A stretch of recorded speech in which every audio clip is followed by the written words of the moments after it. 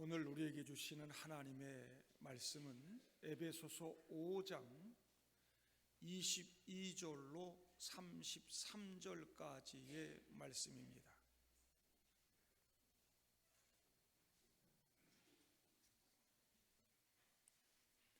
에베소서 5장 22절부터 33절까지입니다.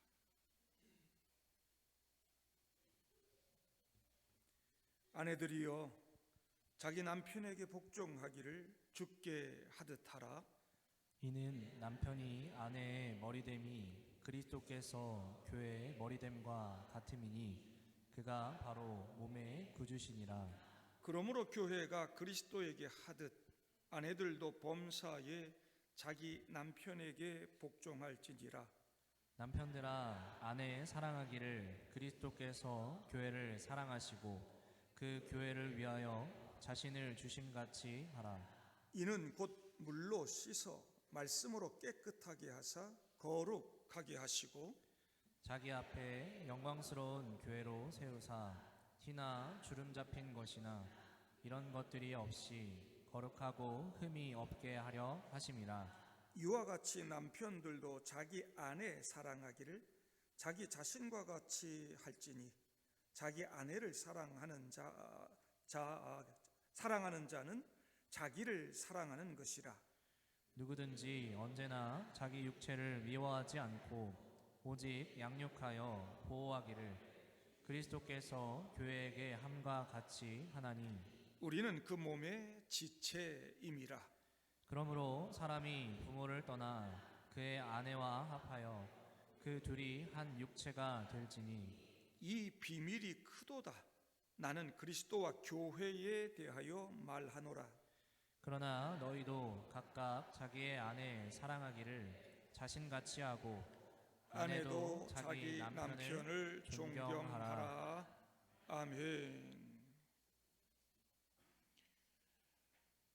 인류 역사에 가장 많이 그리고 한결같이 오르내리는 말이 있다면 사랑이라고 하는 단어일 것입니다. 요즘 젊은이들이 부르는 노래뿐만 아니라 어른들 많이 듣는 트로트 가사도 보면 가장 많이 등장하는 단어가 사랑이죠. 연인 간의 사랑 얘기도 나오고 부모 자식 간의 사랑 이야기도 많이 나옵니다.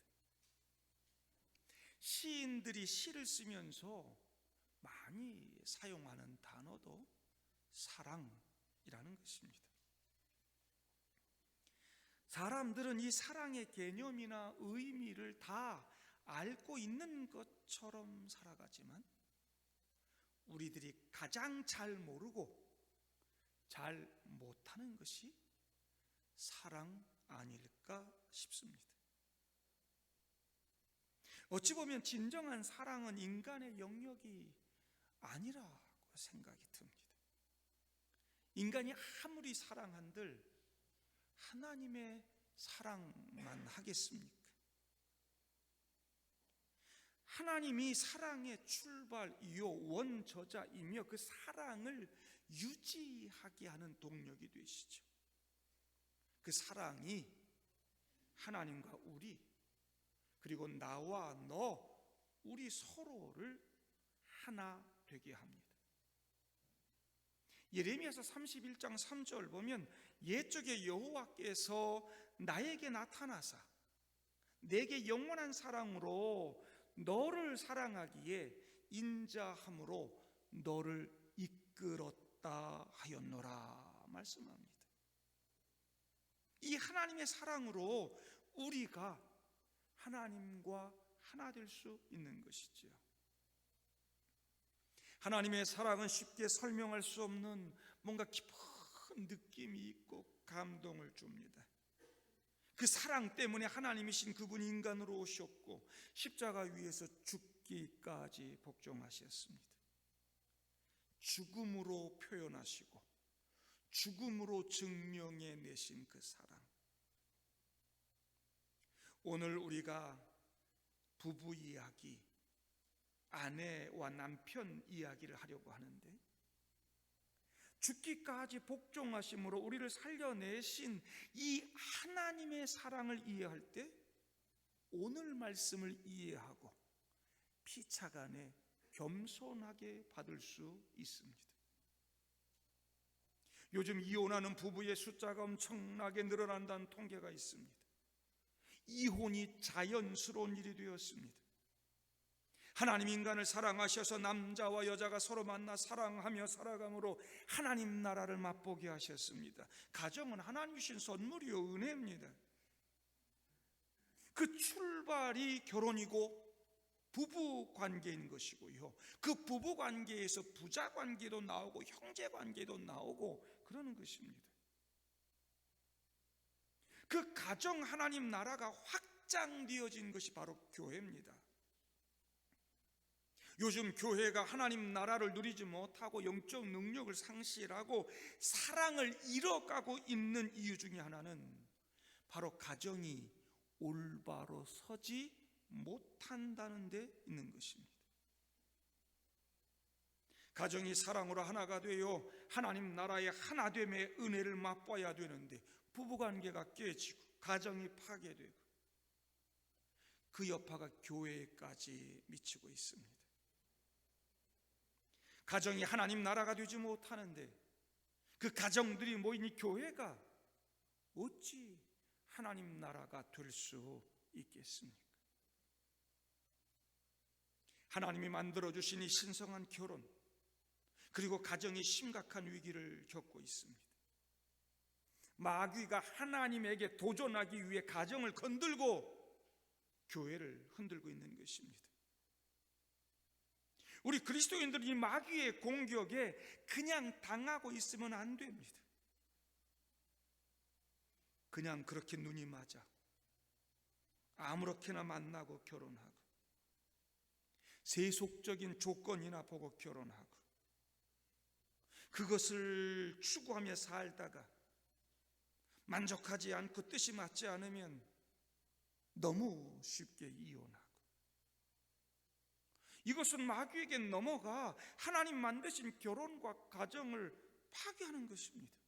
그것은 결국 교회의 소멸을 가져옵니다. 하나님과 하나됨의 관계가 깨지고 영원한 행복을 잃어버리게 되는 것이죠. 우리는 에베소서 말씀을 지금까지 쭉 공부하면서 목숨 걸고 우리를 살려내신 그 하나님의 사랑과 은혜를 배웠습니다. 허물과 죄로 죽은 우리를 다시 살리시고 하나님의 자녀가 되게 하셨습니다. 하나님의 은혜로 사랑으로 하신 일들입니다. 하나님 나라의 풍성함을 누리고 하늘의 권세를 누리며 영원한 삶을 살아가라고 하나님 우리에게 복 주신 것입니다. 이 땅에 살아가는 동안도 하나님의 권속 한 식구가 되어 하나됨을 이루며 살라고 말씀합니다. 앞에 4장 3절에서 평안에 매는 줄로 성령이 하나 되게 하신 것을 힘써 지키라고 말씀하는 거 배웠습니다. 그 출발이 가정인 것이고 그 완성이 교회가 되어야 하는 것이죠. 이제는 아무렇게나 유혹의 욕심을 따라 썩어져가는 구습을 따르던 옛사람 벗어버려야 됩니다. 우리는 예수를 믿고 구원받은 그리스도인들 아닙니까? 예수에게서 사랑을 배우고 진리를 배우는 사람들입니다.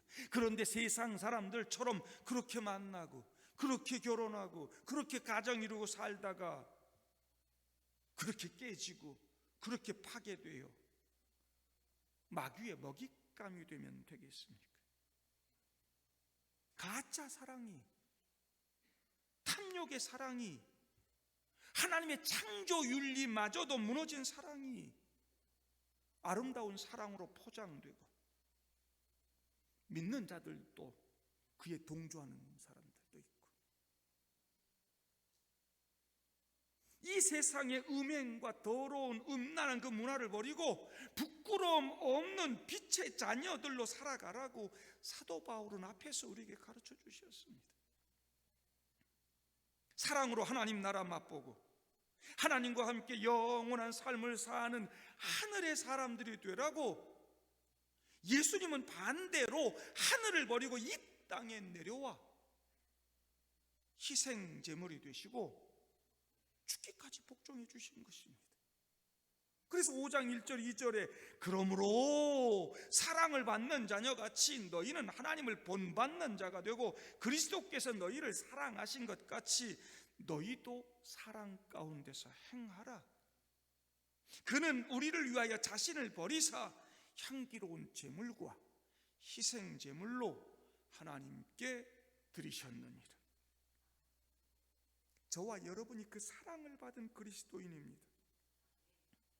하나님을 본받고 그리스도께서 우리를 사랑하신 것 같이 우리도 서로 사랑 가운데서 행하는 삶을 살아야 되는 것입니다.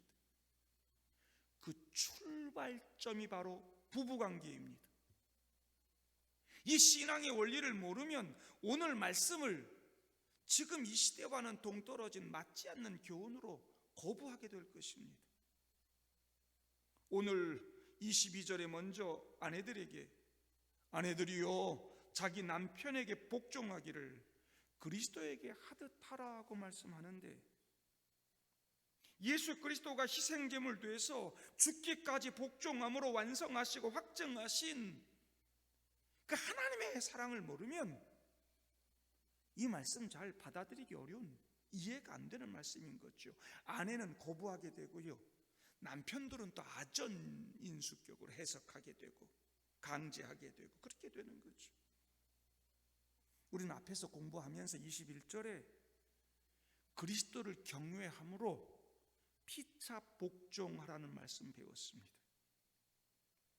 우리는 그리스도 안에서 구원받고 자유를 누리는 사람들이죠. 이게 다 주님의 십자가로 가능해진 일입니다. 주님의 그 복종으로 우리가 자유를 누리고 평화를 누리고 평등을 누립니다. 그 십자가 안에서 유대인과 이방인의 장벽, 남자와 여자의 장벽, 상전과 종의 장벽이 다 무너지고 평등한 존재가 됐다는 것이 사도 바울의 가르침 아닙니까? 십자가 때문에 주님이 복종하시고 죽으심으로 그렇게 됐어요. 그 복종의 은혜를 알고 그런 자유와 평등을 주신 예수님 마음을 알기에 우리는 피차 복종하는 섬김과 사랑의 관계로 살아가는 것입니다. 하나님의 사랑, 그리스도의 은혜를 모르면 이게 안 되는 것이죠. 아내들이 더 열등하고 더 못나서 남편에게 복종하라는 말이 아닙니다. 그 은혜로 피차 복종하는 그리스도인의 삶에서 가장 기본이 되는 게 부부고, 아내가 자기 남편에게도 그럴 수 있어야 한다는 것이죠. 예수의 마음으로, 진심으로. 여기 계신 남편들, 남자 성도님들, 그렇다고 너무 막 이렇게 좋아하지 마세요. 오늘 제가 천기 누설을 한 가지 한다면 사실 22절 말씀에 복종하라는 단어가 헬라어 원문 성경이 없습니다. 그냥 아내들이요 자기 남편에게 죽게 하듯 그렇게 쓰였어요. 하라는 단어도 없습니다. 제가 공부하는 그 컴퓨터에 깔린 그런 성경 원문 프로그램 보니까 복종하라는 말이 들어있어요. 그렇게 헬라어 써있고 막 번역이 돼 있어요. 제가 헬라어 원문 성경을 딱 펼쳐봤는데 우연히 거기 복종하라는 단어가 없어요. 21절에 그리스도를 경외함으로 피차 복종하라는 말씀에 처음 적용이 되는 현장이 22절에 아내들이여 하는 것입니다. 그래서 번역할 때 복종하라는 말 넣어서 의역을 한 거예요. 피차 복종하는 그 출발이 아내들에게 지금 주어지고 있는 거죠. 그리고 24절에는 복종하라는 말이 또 나오기 때문에 예수 믿고 구원받는 은혜를 아는 그리스도인들은 그리스도를 경외함으로 성도 서로 간에 피차 복종하며 사는 성숙한 신앙의 사람들이 된 것인데, 자기 남편에게는 그렇게 하지 못하겠는가? 제일 먼저인 것이죠. 성경은 목사님에게도 복종하라고 그러고 장로님에게도 복종하라고 하고 세상의 통치자들에게도 그렇게 하라고 말씀도 하고 있다고요. 그 당시에는 아내들이요, 자기 남편에게 복종하라 이런 말 안 해도 그렇게 사는 존재가 아내였고 여자였습니다. 아내라고 하는 존재가 그렇게 가치 있게 받아들여지는 시대가 아닙니다. 아예 여자는 숫자에도 안 들어갔고요, 투표권, 참정권 이런 것도 없던 시대입니다. 그런 시대 오히려 아내들이요 남편에게 복종하라 이렇게 말하는 것이 이상하죠. 이미 그렇게 살고 있는 시대니까. 사도 바울이 그런 시대에 오히려 남자와 여자의 평등을 주장한 사람입니다. 그래서 예수 믿는 아내들은 여기 복종하라는 말, 이거 이상해, 받아들이기 어려워 이렇게 볼 것이 아니라 죽게 하듯 이 말씀에 더 초점을 둬야 됩니다. 죽게 하듯 주님의 복종, 그분의 은혜, 그분의 사랑을 알고 그분이 주시는 구원의 감격과 기쁨 누리고 자유를 누리는 사람들은 21절 말씀대로 그리스도를 경외하고 주님께 복종하게 되고 나아가 서로가 피차 복종하게 되는 것인데, 여기 예수 믿는 아내분들이요,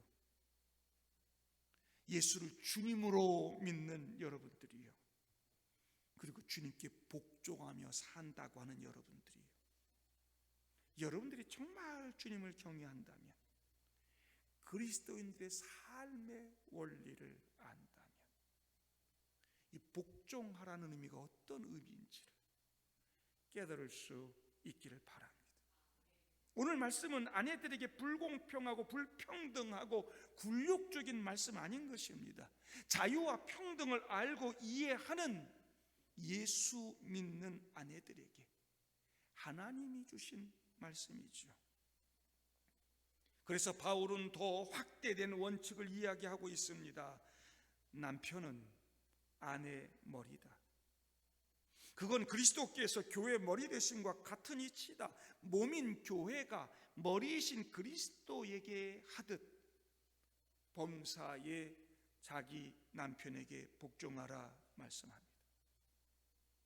고린도전서 11장 3절에 바울은 각 남자의 머리는 그리스도요 여자의 머리는 남자요 그리스도의 머리는 하나님이시라 말씀합니다. 창조 질서를 설명해 가고 있죠. 영적인 원리를 설명하고 있습니다. 하나님께서 남편에게 가장이라고 하는 권위를 주셨습니다. 남편은 결혼 생활의 리더입니다. 하지만 성경을 잘 모르는 남편들이 이 말씀 잘못 깨닫고 아내 스스로에게 적용하라고 주신 말씀을 자기가 아내에게 강요하거나 자기가 주장하는 것은 잘못이죠. 이 말씀은 아내가 더 열등한 존재이니 남편에게 복종하라고 이야기하는 것이 절대 아닙니다.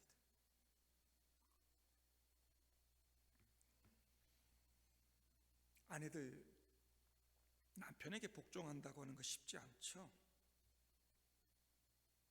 어떻게 죽게 하든 남편에게 복종합니까? 어쩔 땐 참 남편이 찌질해 보이고 나보다 부족해 보이고 그러는데 어떻게 범사에 자기 남편에게 복종합니까? 복종할 만해야 복종을 하지. 그러나 그리스도가 교회 머리 되심을 믿고 그분을 경외함으로 피차 복종하라는 그리스도인의 삶의 원리를 알면 그것이 이해가 되고 그렇게 순종하게 되는 것이죠. 한번 내가 큰 공장에 다니는 직원이라고 한번 생각해 보십시오. 그 공장의 공장장은 나의 리더이자 권위자입니다. 실제로 그 공장장이 나보다 낫지도 않고 나보다 똑똑하지도 않고 나보다 더 못난, 판단력도 좀 잘 없고 좀 그런 사람일 수 있습니다. 그 공장장은 회사의 목표와 성과를 달성하기 위해 직원들에게 일을 주고 막 달성하도록 지시하고 독려합니다.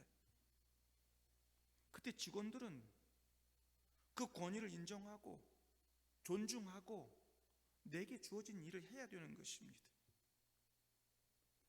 궁극적으로 그 공장 운영에 대한 책임이 그에게 있기 때문이죠. 그가 책임집니다. 가정에서도 마찬가지입니다. 리더십을 책임지는 사람이 있어야 됩니다. 하나님께서 남편에게 그 책임 맡기시고 권위를 주셨습니다. 누군가는 결혼이 질서가 있는 평등이라고 말했습니다. 예수 그리스도도 하나님과 동등된 삼위일체 하나님이시지만 그 구원의 사역을 위해 죽기까지 복종하셨습니다.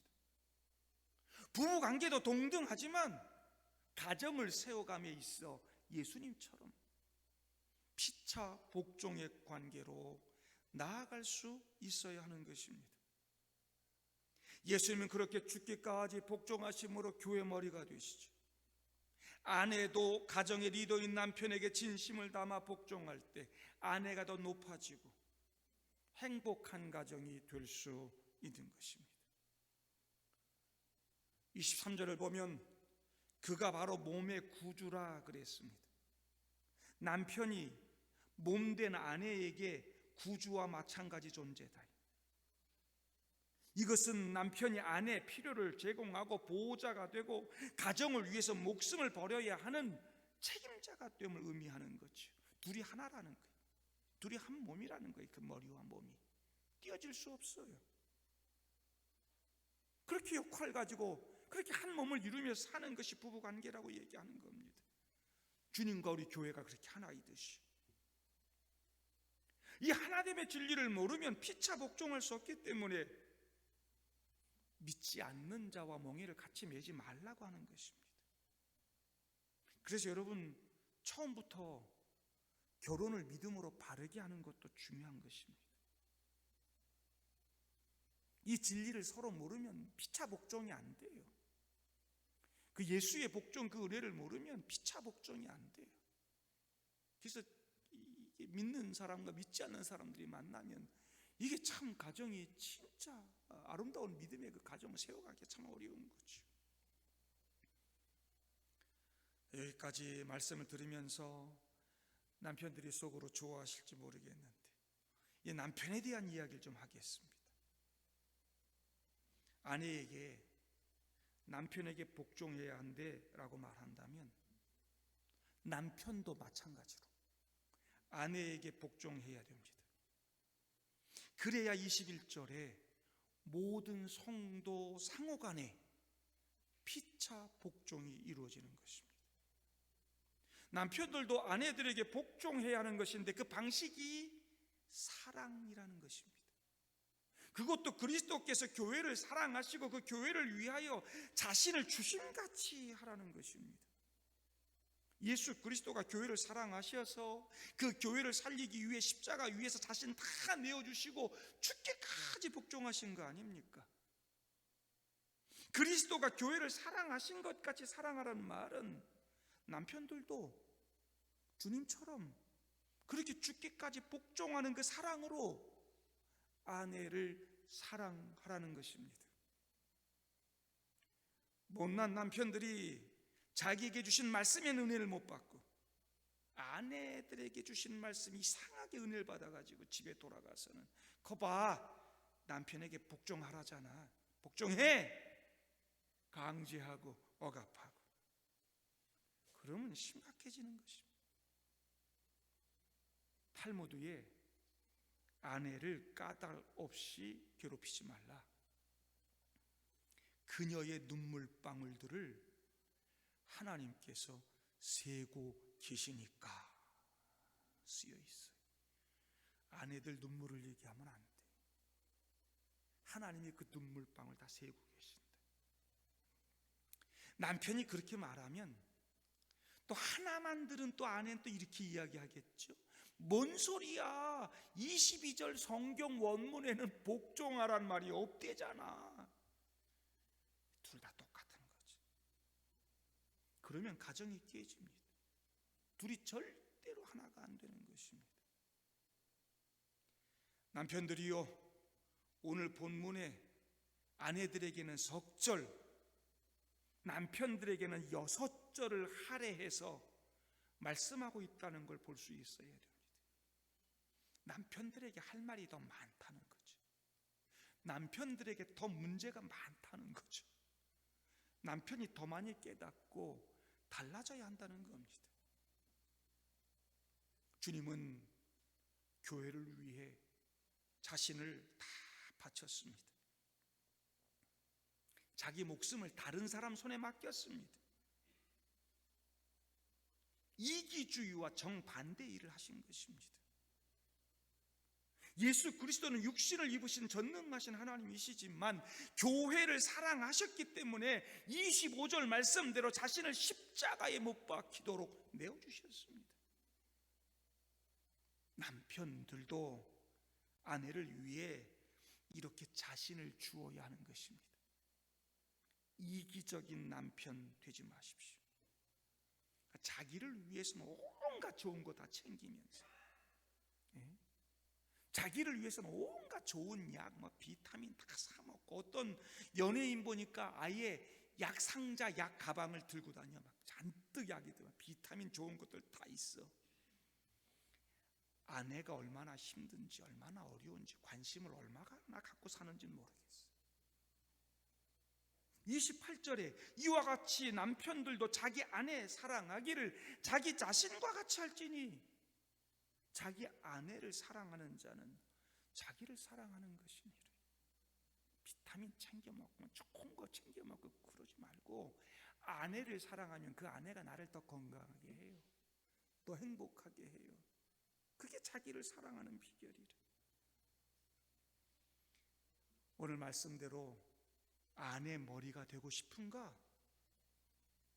그러면 아내 발을 씻어주세요. 요한복음 13장 13절, 너희가 나를 선생이라 또는 주라 하니 너희 말이 옳도다. 내가 그러하다. 내가 주와 또는 선생이 되어 너희 발을 씻었으니 너희도 서로 발을 씻어주는 것이 옳으니라 그랬어요.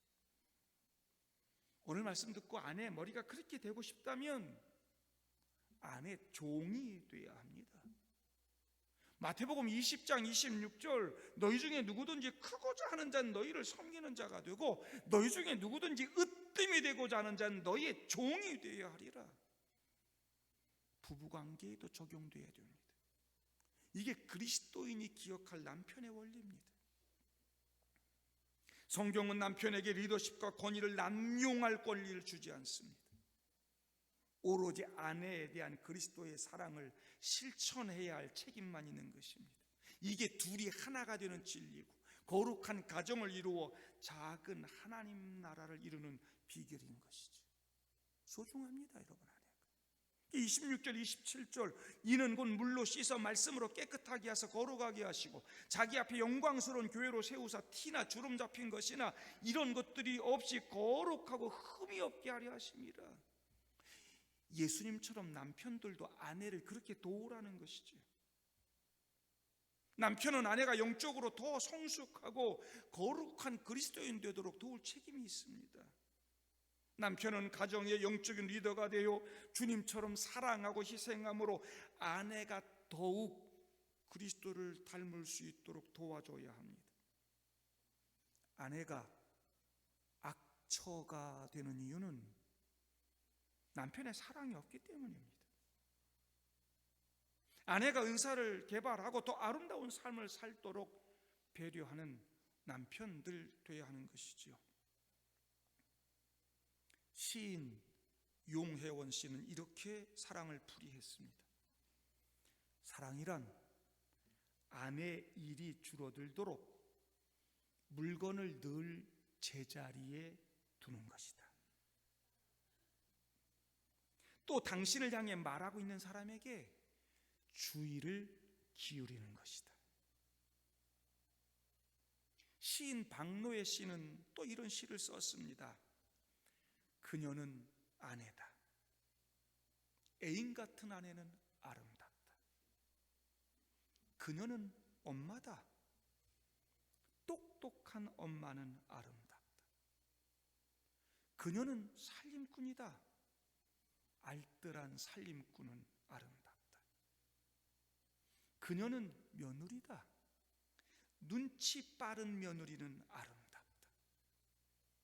그녀는 직장 여성이다. 유능한 커리어 우먼은 아름답다. 마지막이 중요합니다. 그녀는 그런데 몸이 하나다. 남편들 스스로 자기 자신에게 질문을 던져보십시오.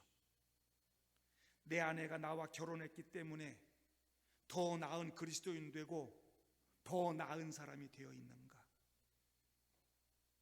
그렇지 않다면 믿는 남편으로서의 의무를 다하지 않은 것입니다. 베드로전서 3장 7절 남편들아 이와 같이 지식을 따라 너희 아내와 동거하고 그를 더 연약한 그릇이요 또 생명의 은혜를 함께 이어받을 자로 알아 귀히 여기라. 이는 너희 기도가 막히지 아니하게 하려 함이라 말씀합니다. 아내가 생명의 통로고요, 언약의 통로고요, 복의 통로가 되는 것입니다. 그 은혜를 함께 누릴 사람이라는 걸 알고 더 귀히, 더 소중히 여겨야 한다는 것이죠. 아브라함이 그거 잘못했다가 자기 아내 세상에 빼앗기고 하나님의 언약, 하나님의 복이 중단될 위기를 경험한다는 거 아닙니까? 소중히 여기고 돌봐줘야 합니다. 주님이 교회를 그렇게 하시듯. 쉽지 않습니다. 여자를 이해하고 아내를 이해한다는 거 거의 불가능에 가깝죠. 어떤 사람이 바닷가에 앉았다가 물 위에 둥둥 떠있는 병을 하나 발견했습니다. 조심스럽게 병의 뚜껑을 딱 열었는데 뽕 소리가 나더니 갑자기 병에서 지니가 쫙 나타나서 말합니다. 주인님 꺼내주셔서 감사합니다. 그 보답으로 제가 주인님 소원을 하나 들어드리겠습니다. 너무 좋아가지고 대답합니다. 와 그래? 그러면 나는 하와이를 한번 가보는 게 소원이야. 근데 평소부터 비행기를 타면 고소공포증에 시달려서 비행기를 못 타. 배를 타면 멀미에다가 막 밀실 공포증에 시달려서 갈 수가 없었어. 그래서 한 번도 하와이 못 갔는데 여기 동해바다 앞에서부터 저 하와이까지 자동차 고속도로를 좀 만들어다오 그랬어요. 그러니까 이 말을 들은 지니가 잠시 생각에 잠기더니 주인님 그건 좀 어렵겠는데요. 다른 소원은 없으신지 그럽니다. 그래? 그렇다면 할 수 없지. 내가 평소에 여자에 대해서 알고 싶은 게 하나 있었어. 왜 여자는 이유도 없이 그렇게 변덕스러울 걸까? 어떻게 하면 여자를 잘 이해할 수 있지? 그러니까 지니가 한참을 생각하더니 주인님 하와이까지 가는 도로를 2차선으로 해드릴까요? 4차선으로 해드릴까요? 그러더니 여자는 참 이해하기 힘들다는 거죠. 지니도 이해가 안 돼. 그럼에도 불구하고 성경은 연약한 그릇과 같은 그 아내를 소중히 여기고 사랑하라고 말씀하고 있는 것입니다. 29절에 양육하여 보호하기를 이런 표현까지 쓰잖아요.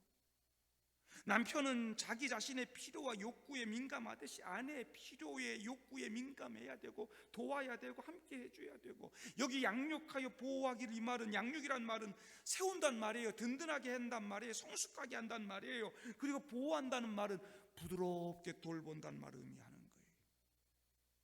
남편이 아내에게 그렇게 해야 된다는 말이죠. 오늘 아내에게, 남편에게 하나님의 귀한 말씀 주셨습니다. 서로에게 적용하지 말고 자기에게 주어진 말씀에 적용하고 충실할 수 있기를 바랍니다. 서로에게 강제하는 말씀 되지 않기를 바랍니다. 억지로가 아니라 진심을 담은 관계를 만들 수 있기를 바랍니다.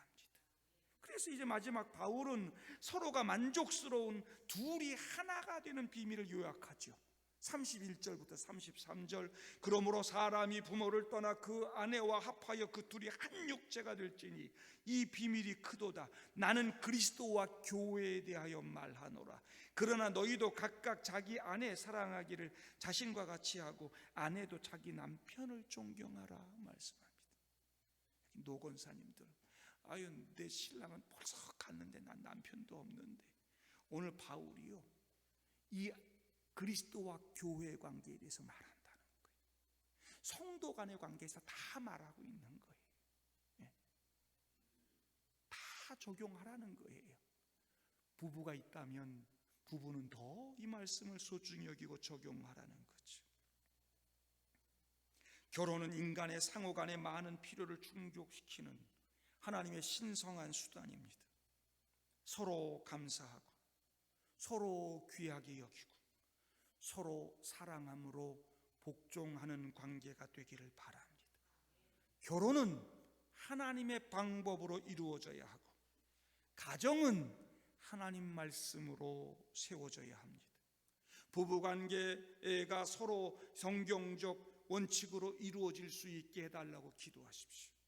내 이 부부관계 속에서 내가 하나님 말씀을 실천하겠다고 결단하고 다짐하는 여러분들 되길 바랍니다.